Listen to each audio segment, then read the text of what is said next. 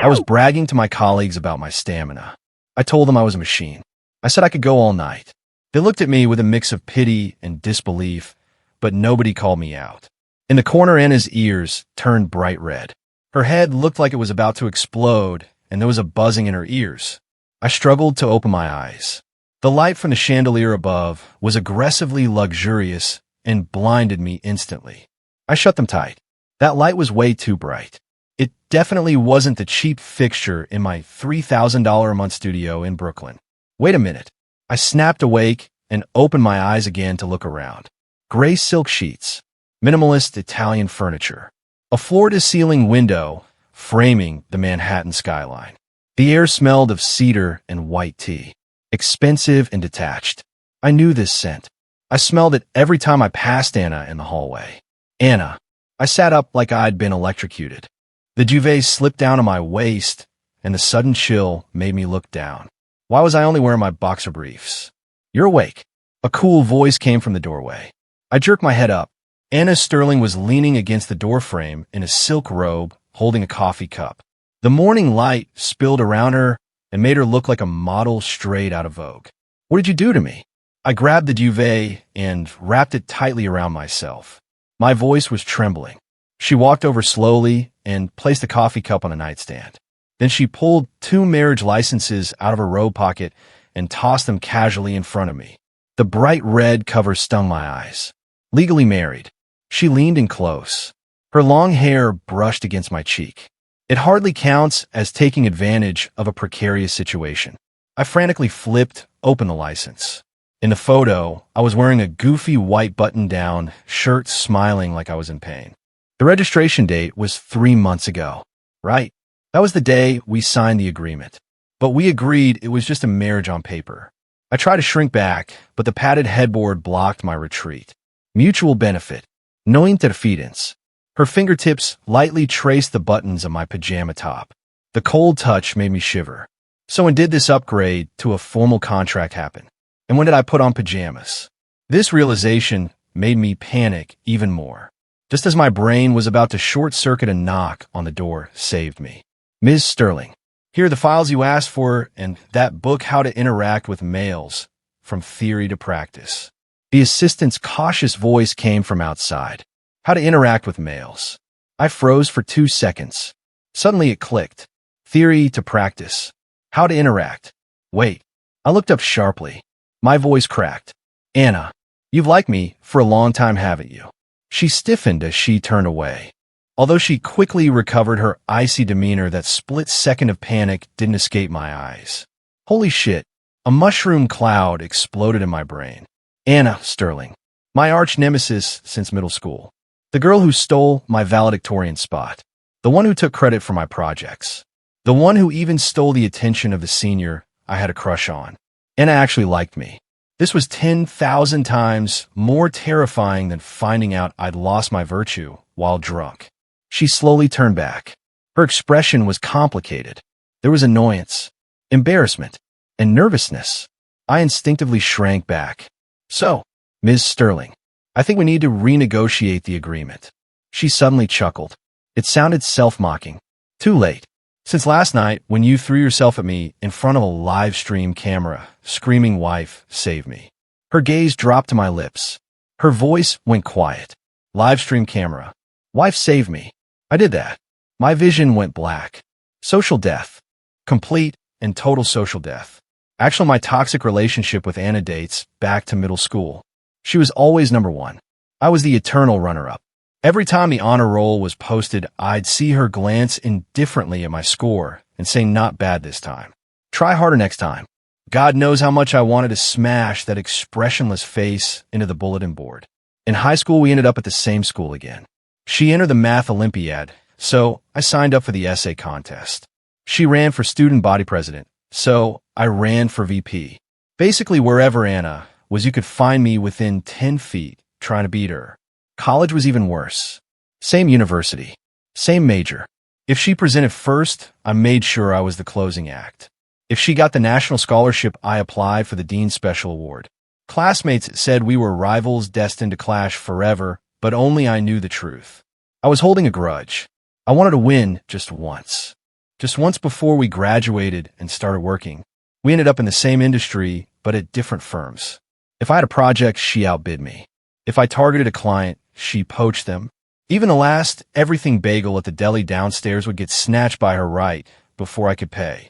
So when my family threatened to disown me if I didn't settle down, the first person I thought of for a fake marriage was her. After all, she was the only person in the world as work-obsessed as me and completely uninterested in romance. That day, I asked her to meet at the coffee shop downstairs. For once, she didn't take the window seat. Fake marriage. She stirred her coffee without lifting her eyelids. Reason. I counted on my fingers. First, to get my family off my back. Second, we can invest in property together for the tax benefits. Third, we can. She cut me off. Bring your ID and birth certificate tomorrow. City Hall. 9 a.m. I stood there stunned. All the speeches I had prepared were useless. It was that simple. For the next 3 months, we lived exactly as the agreement stated. No interference. She lived in her massive penthouse in Manhattan. I stayed in my tiny walk-up in Brooklyn. She continued being the high and mighty director. I remained a project manager. Except for the occasional performance for our families, we almost never saw each other. Until yesterday, my company landed a huge project and my team insisted on going out for drinks. It was supposed to be a normal celebration, but someone started an Instagram live with a sensational title like Inside the Financial District's Wild Night.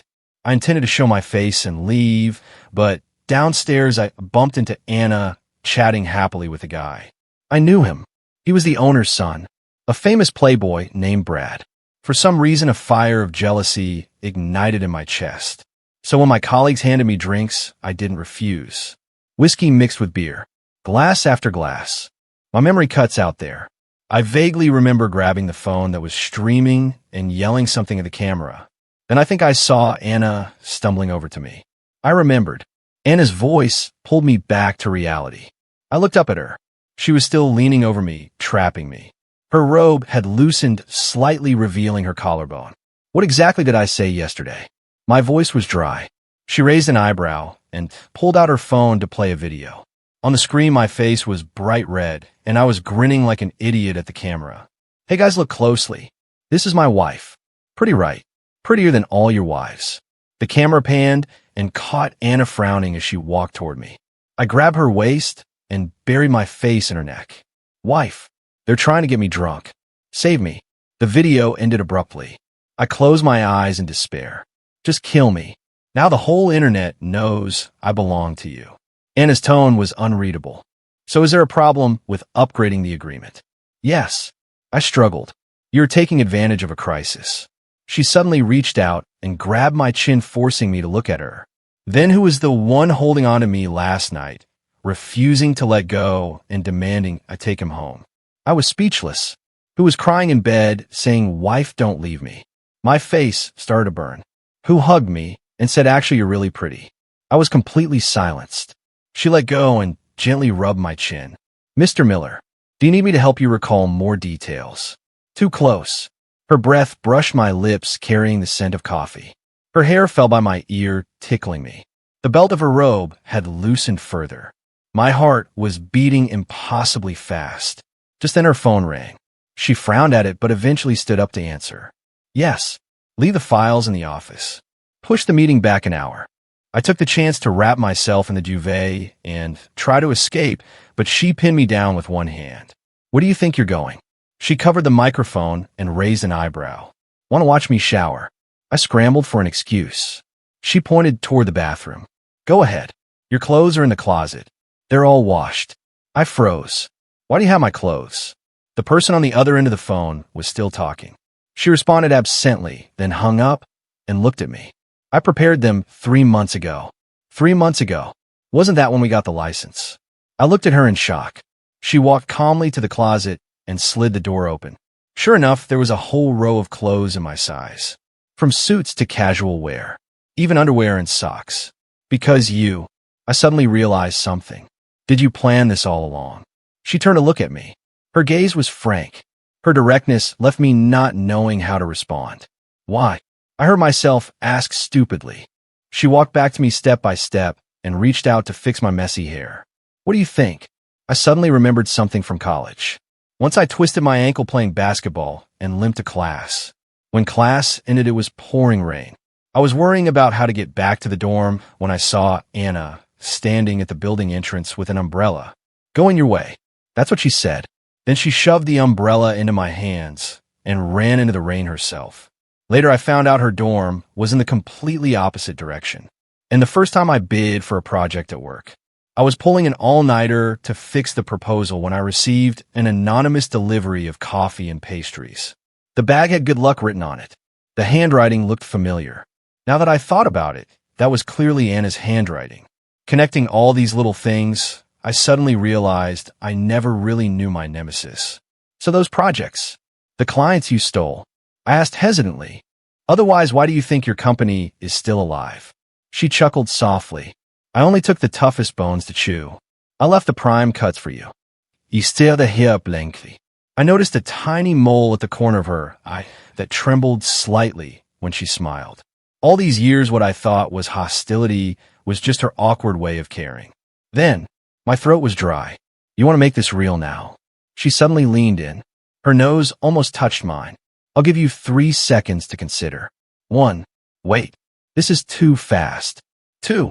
I haven't brushed my teeth. 3. She counted so fast she didn't give me time to think. But the moment she said 3, I closed my eyes like I was possessed. Then I heard her soft laugh. That fast. I snapped my eyes open and saw the mischief in hers. I was instantly embarrassed and angry. "You played me, didn't you?" She suddenly became serious. Her fingers gently stroked my cheek. "I really do want to upgrade the agreement." She lowered her head until her forehead rested against mine. "Mr. Miller, consider making this permanent." My heart went out of control again. Damn it. Why was this woman suddenly so good at flirting? What if I refuse? I try to act calm. Then I'll just have to play the recording of someone's live stream on loop every day. She blinked. "The screen in my company lobby is huge. 24 hours a day. That's a threat." "So what?" She sounded self-righteous. I looked at her face inches from mine and realized I didn't hate the proposal at all. I was even a little secretly happy. It turned out that while I was oblivious, someone had been silently liking me for years. And I was the idiot who treated her like an enemy. I looked away awkwardly. "How long is the probation period?" She smiled. A genuine happy laugh that sounded like wind chimes. "Depends on your performance." As she spoke, she planted a kiss on my lips. Very light, very fast, like a feather brushing past. But it made my whole body freeze. "That's the contract deposit." She stepped back slightly. The tips of her ears were actually a little red. I stood there for 3 seconds, then abruptly threw off the covers and jumped out of bed. "Wait, I need a shower first. I smell like booze." She smiled at me as I panicked and ran into the bathroom. Clothes are in the second drawer. I stood under the cold water for a long time, but my face wouldn't cool down. The person in the mirror was bright red, but the corners of his mouth were uncontrollably turning up. "Seriously, Noah, you're done for. You've actually fallen for her." By the time I dragged myself out of the shower, Anna had changed into business attire. A white blouse and black trousers. Back to the meticulous director Sterling. "Breakfast is on the table. Eat, and I'll drive you to work." She didn't look up from her tablet where she was answering emails. I looked at her profile and suddenly remembered something. "What about that book, How to Interact with Males?" She paused. Her ears turned red again at a visible speed. My assistant bought the wrong book. She tried to sound calm. I didn't believe her. I leaned over to look at her screen. Sure enough, in the browser history, I saw search terms. "How to pursue a man. How to make a crush notice you. 100 ways to confess." I held back my laughter. Director Sterling is very prepared. She finally couldn't keep up the act and flipped the tablet face down on the table. "One more word, and you could take a cab." I shut up obediently, but inside, I was blooming with joy. It turned out that without me knowing the icy director, Sterling also worried about feelings. She secretly looked up guides. She prepared clothes for me. She rushed to me the moment I got drunk. Breakfast was simple fried eggs and toast, but it was surprisingly good. "You made this?" I asked in surprise. "Who else?" She raised an eyebrow. "You expect me to rely on you, the kitchen disaster." I was choked into silence. Once she came to my place to go over a proposal, and I volunteered to make instant noodles. I ended up setting the kitchen on fire. She mocked me for 3 solid months. But now it seems she remembered all my embarrassing moments and accepted all my flaws. On the way to the office, she focused on driving while I stole glances at her beautiful profile. At a red light, she suddenly spoke. "Accompany me to a gala tonight." "In what capacity?" I asked deliberately. She turned to look at me. Her eyes were smiling. "What do you think?" "Mr. Miller." I fought down the corners of my mouth. "Since you invited me so sincerely." The car stopped downstairs in my office. I was about to get out when she grabbed me. "What is it?" I turned back. She gently pulled me back and placed another kiss on my lips, renewing the deposit. I got out of the car, feeling dizzy. My steps were floating. I walked into the lobby and bumped right into Emily, the junior assistant. She looked at me and paused. "Noah, why are your lips so red?" I instinctively touched my mouth. "Oh, maybe I ate something spicy this morning." I fled. I was distracted all day. My efficiency was terribly low. My colleagues were curious why I was giggling at my computer and then sighing every few minutes. In the afternoon, Anna's assistant actually delivered a bespoke suit. She said Director Sterling prepared it. My colleagues gathered around to tease me. "Noah, nice. When did you get on Director Sterling's boat?" I pretended to be calm. "Project cooperation requirement." But inside I was bubbling with happiness. After work, Anna's white Porsche stopped punctually downstairs. Passers-by turned their heads. I got in pretending to be cool, but my fingers were shaking as I buckled my seatbelt. She chuckled. "Nervous?" Who's nervous?" I was stubborn. "It's just a little hot." She leaned over to adjust the AC for me. Her perfume lingered faintly around my nose. I noticed she was wearing lipstick today, a very girlish berry color. "Does it look good?" She noticed my gaze. I awkwardly turned to look out the window. "It's okay, I guess." Actually, it looked deadly good. The gala was more boring than I imagined. But Anna stayed by my side the whole time, introducing me to people. "This is my husband, Noah Miller." Every time she said the word husband, my heart beat uncontrollably fast. A few CEOs joked. "Director Sterling, you hid this well. You got married without telling us." She smiled and held my arm. "He's shy." I rolled my eyes internally. I didn't know who blocked me on the bed and threatened me this morning. But on the surface, I smiled cooperatively. Halfway through, I went to get a drink and heard 2 people whispering in the corner. I heard it's just a contract marriage. They play their own games. I frowned and was about to step forward when I heard Anna's cool voice. "Mr. Lee, Mr. Wong, discussing other people's family matters isn't very appropriate, is it?" The 2 men apologized awkwardly. Anna walked over and naturally took the glass from my hand. In front of everyone, she took a sip. "Sorry, my husband doesn't like others using his glass." After the 2 men scurried away, I whispered to her, "How did you know that was my glass?" She raised an eyebrow.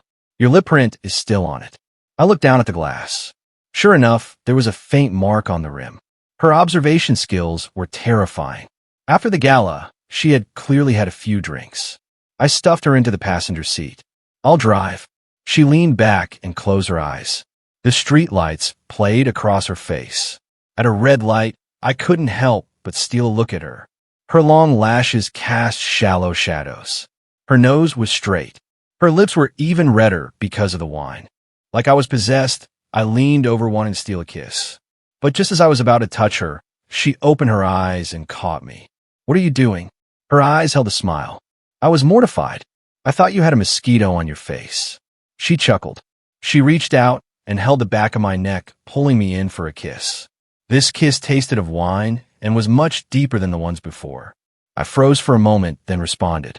We didn't separate until the car behind us honked. We were both breathless. We looked at each other and laughed at the same time. "Mr. Miller." She tapped my lips lightly with her finger. "That's the interest." After that day, our relationship changed subtly. She still snatched my projects, but privately she taught me how to do them better. I still bickered with her, but I brought her late-night snacks when she worked overtime. Colleagues said we seemed like different people, but couldn't pinpoint what had changed. A month later, the project we managed together was a huge success. At the celebration party, everyone drank too much and started asking how we got together. I looked at Anna beside me. She was smiling a lot today. The little mole by her, I was appearing and disappearing. Actually, I spoke up with the courage of alcohol. I pursued her. The colleagues were in an uproar saying they didn't believe it. Anna raised an eyebrow at me, her eyes asking a question. I held her hand and continued to make things up. I had a crush on her for years. I picked fights every day just to get her attention. Later, I couldn't hold back anymore, so I used a fake marriage agreement to trick her in my hands. Everyone laughed, saying they didn't expect Noah to be so manipulative. Only Anna looked at me with soft eyes. After the party broke up, she pulled me into a corner. Why did you say that? I nuzzled in her neck, using the alcohol as an excuse. Because I don't want people to think you were the one chasing me. She paused, then smiled. Idiot. That night we walked home. The streetlights stretched our shadows long. I held her hand and for the first time felt the road was too short. Actually, she suddenly spoke. I bought that book. I didn't react immediately. What book? How to Interact with Males. She looked a little embarrassed. And 101 Ways to Flirt. How to Make Your Crush Notice You. I stopped walking in shock. So you really started back in college. She admitted it frankly. Too bad a certain idiot always thought I was fighting him. My heart felt sour and soft. I pulled her into my arms. Sorry. She shook her head and leaned against my chest. But this is good too. She looked up at me, her eyes shining. A husband I tricked is still a husband. I lowered my head and kissed her. In the quiet of the night. Later, I really found those books in her study. And a thick photo album. Inside were pictures of me playing basketball. Me giving speeches. Me sleeping in the library. Every photo was carefully labeled with a date and location. My hands shook as I held the album. Anna, you really are a stalker. She hugged me from behind, sounding self-righteous. Too late to return the goods now. It was indeed too late, because I realized I couldn't bear to return them anyway.